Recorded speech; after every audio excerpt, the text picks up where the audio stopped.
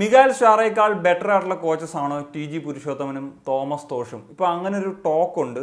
So ഞാൻ ഇതിലൊരു exact conclusion ഒന്നും പറയുന്നില്ല, ഞാൻ ചില കാര്യങ്ങൾ പറയാം. അപ്പോൾ നിങ്ങളുടെ അഭിപ്രായങ്ങളും ബാക്കി കാര്യങ്ങൾ തീരുമാനിക്കുക എന്നുള്ളതാണ് എനിക്ക് പറയാനുള്ളത്. എന്താണെങ്കിലും നമുക്ക് പോയിന്റ്സ് നോക്കുന്ന സമയത്ത് മിഗാൽ ഷാറയുടെ അണ്ടറിൽ 12 മത്സരങ്ങളിൽ നിന്ന് 3 വിജയം 2 സമനില 7 തോൽവിയായിട്ട് 11 പോയിന്റ്സ് ആണ് നേടാൻ സാധിച്ചെങ്കിൽ, പുതിയ കോച്ചസിൻ്റെ അണ്ടറിൽ 9 മത്സരങ്ങളിൽ നിന്ന് 4 വിജയം 1 സമനില 4 തോൽവിയായിട്ട് 13 പോയിന്റ്സ് ആണ് അവർക്ക് നേടാൻ സാധിച്ചത്.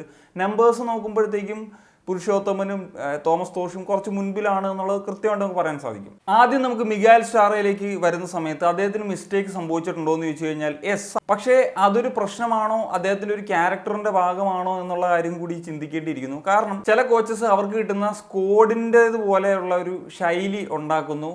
മറ്റ് ചില കോച്ചസ് അവരുടെ ശൈലിയിലേക്ക് താരങ്ങളെ കൊണ്ടുവരാനായിട്ട് ശ്രമിക്കാറുണ്ട് എന്നുള്ളതാണ്. ഈ രണ്ടാമത്തെ കാറ്റഗറിയിൽ പെട്ടിട്ടുള്ള ഒരു പരിശീലകനാണ് മിഗാൽ ഷാറെ. അതായത് അദ്ദേഹത്തിന് വേണ്ടിയിരുന്നത് ഒരു ഹൈലൈൻ ഡിഫൻസ് അങ്ങനെയൊക്കെ കളിക്കുന്ന ഒരു രീതിയായിരുന്നു. എന്നാൽ ഡിഫൻസിന് പ്രശ്നങ്ങളുണ്ട്, അല്ലെങ്കിൽ ഗോൾ കീപ്പിംഗ് എറർ സംഭവിക്കുന്നുണ്ട്, ഡിഫൻസീവ് പ്ലേയേഴ്സ് ഇൻഡിവിജ്വൽ മിസ്റ്റേക്ക് നടത്തുന്നുണ്ടോ എന്ന് പറഞ്ഞിട്ടും അദ്ദേഹം തൻ്റെ ശൈലിയിൽ നിന്ന് വിട്ടുമാറാൻ ഒരിക്കലും തയ്യാറായിട്ടില്ല. അതിൻ്റെതായിട്ടുള്ള പ്രശ്നങ്ങൾ ടീമിനെ അഫക്റ്റ് ചെയ്തിട്ടുമുണ്ട് എന്നുള്ളതാണ്. സോ അങ്ങനത്തെ പ്രശ്നങ്ങൾ ഡിഫൻസിലും ഗോൾ കീപ്പിങ്ങിലും ഒക്കെ ഉണ്ടാകുന്ന സമയത്ത് ഡിഫൻസും അതുപോലെ ഗോൾ കീപ്പറും ഒക്കെ ആയിട്ടുള്ള ദൂരം കുറയ്ക്കുക എന്നുള്ളതാണ് ചെയ്യേണ്ടിയിരുന്നത്. അദ്ദേഹം ആ കോച്ചായിട്ടുണ്ടായിരുന്ന സമയത്ത് ആ ഒരു പ്രവൃത്തിയിലേക്ക് അദ്ദേഹം അധികം പോയിട്ടില്ല എന്നുള്ളത് തന്നെ നമുക്ക് പറയാൻ സാധിക്കും. അതുപോലെ സീസൺ തുടങ്ങുന്ന സമയത്ത് അദ്ദേഹത്തിന് പറ്റിയിട്ടുള്ള രീതിയിലുള്ള ഒരു സ്ക്വാഡും അല്ലായിരുന്നു. ഒരുപാട് അവൈലബിലിറ്റി പ്രശ്നങ്ങളൊക്കെ ഉണ്ടായിരുന്നു. അതുകൊണ്ട് തന്നെ ഐ സ്റ്റിൽ ബിലീവ് അദ്ദേഹത്തിന് ഒരു നല്ല ഗോൾ കീപ്പറും അദ്ദേഹത്തിൻ്റെ ശൈലിക്ക് പറ്റുന്ന ഒരു നല്ല ഫോറിൻ സെൻറ്റർ ബാക്കും അതുപോലെ ഒരു നല്ല റൈറ്റ് ബാക്കും ഒരു ഡിഫൻസീവ് മിഡ്ഫീൽഡറും കൂടിയൊക്കെ ഉണ്ടായിരുന്നെങ്കിൽ, അദ്ദേഹത്തിൻ്റെ ഇതിൽ തന്നെ കോറസിങ് വന്നിരുന്നെങ്കിൽ ഇതിനേക്കാൾ ബെറ്റർ ഒരു അറ്റ്ലീസ്റ്റ് ഒരു 9 പോയിന്റ്സ് എങ്കിലും കൂടുതൽ നേടാനുള്ള ഒരു സാഹചര്യം ഉണ്ടായേനെ എന്നുള്ളതാണ് എൻ്റെ ഒരു വിശ്വാസം. സോ ഇനി പുരുഷോത്തമൻ ആൻഡ് തോമസ് കോച്ചസിലേക്ക് വരുന്നൊരു സമയത്ത് അവർ വന്ന സമയത്ത് ആദ്യം ഫിക്സ് ചെയ്തിട്ടുള്ളൊരു കാര്യമാണ് ഈ ഡിഫൻസീവ് പ്രശ്നം ഉണ്ടല്ലോ. സോ ആ ഒരു ഹൈലൈനിൽ നിന്ന് മാറ്റിയിട്ട് ഈ പറഞ്ഞ ഡിഫൻസും ഗോൾ കീപ്പറുമായിട്ടുള്ള ദൂരം കുറയ്ക്കുന്ന ഒരു രീതിയിലേക്ക് മാറി. അത് ഡിഫൻസീവ്ലി കുറച്ച് അഡ്വാൻറ്റേജസ് ഉണ്ടാക്കിയിട്ടുണ്ട്. പക്ഷേ ഹൈലൈനിൽ കളിക്കുമ്പോൾ അറ്റാക്കിംഗ് വൈസ് ഒരുപാട് ഗുണങ്ങളുണ്ട്. അപ്പോൾ ആ ഒരു അഡ്വാൻറ്റേജ് കൃത്യമായിട്ട് നഷ്ടപ്പെടുന്ന സാഹചര്യത്തിലേക്കും വന്നു. അതുപോലെ ഇവർ വന്നപ്പോൾ ഒരു ന്യൂ മാനേജർ ബൗൺസ് ഉണ്ടായി എന്നുള്ളതൊരു സത്യം തന്നെയാണ്. നമുക്കറിയാമല്ലോ, ന്യൂ മാനേജർ ബൗൺസ് എന്ന് പറയുന്നത് ഒരിക്കലും ഒരു മിത്തല്ല.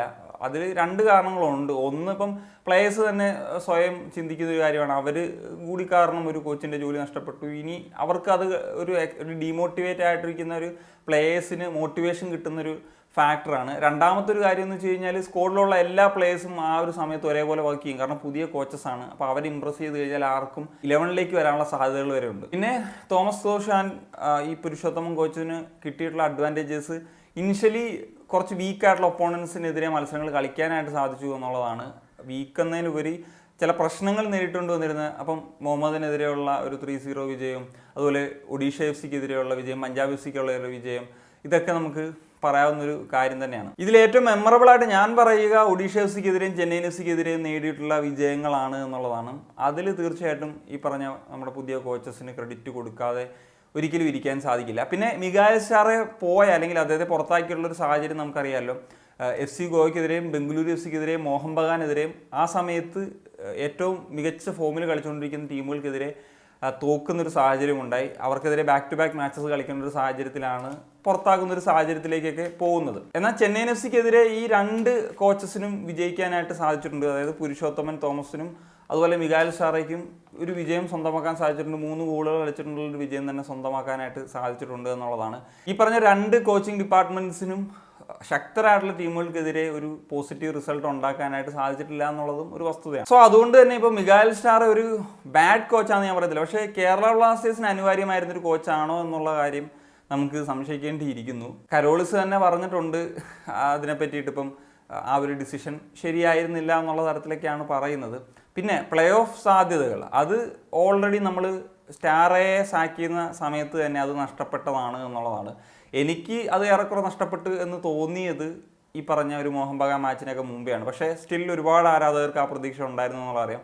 അതുകൊണ്ടാണ് ഞാനിപ്പം ആ വീഡിയോസിലൊക്കെ സമയത്ത് തന്നെ നമുക്കിനി പ്ലേ ഓഫ് സാധ്യതയില്ല, നമുക്ക് കണക്കുകളൊക്കെ വെച്ച് നോക്കുമ്പോഴത്തേക്കും കുട്ടിക്കുഴിച്ച് പറയാനായിട്ട് സാധിക്കുമെങ്കിലും നമുക്ക് റിയലിസ്റ്റിക്കലി ചിന്തിക്കുമ്പോൾ അതില്ല എന്ന് പറയാനുള്ളതിൻ്റെ കാരണം അതാണ്. അതായത് ഒരു കോച്ചിനെ സാക്ക് ചെയ്യുന്നൊരു സാഹചര്യത്തിലേക്ക് വരുമ്പോഴത്തേക്കും ഇൻ്ററിം കോച്ചസിന് ആദ്യത്തെ മാച്ചസ് വെക്കും, പിന്നെ നമുക്ക് അത്രയും ഒരു സീസൺ അവശേഷിക്കുന്നു, മേ ബി സൂപ്പർ കപ്പ് കളിക്കാനുള്ള സാഹചര്യം വരാനിരിക്കുന്നു എന്നൊക്കെയുള്ള നിലയ്ക്ക് പോലും ഒരു പുതിയ കോച്ചിനെ ഹയർ ചെയ്യാതെ ഇപ്പോൾ ഉള്ള രീതിയിൽ മുന്നോട്ട് പോകാം എന്നുള്ളതാണ് മാനേജ്മെൻറ്റ് തീരുമാനിച്ചത്. സസ്റ്റൈനബിലിറ്റി ആയിരിക്കും മുഖ്യം. ഇപ്പോൾ പലരും ചോദിക്കുന്ന ഒരു കാര്യമാണ്, അല്ലെങ്കിൽ പറയുന്ന ഒരു കാര്യമാണ്, പുരുഷോത്തമൻ കോച്ചിനെയും അല്ലെങ്കിൽ തോമസ് തോഷിനെയും അടുത്തൊരു സീസൺ കൂടി കൊടുക്കണോ എന്നുള്ളത്.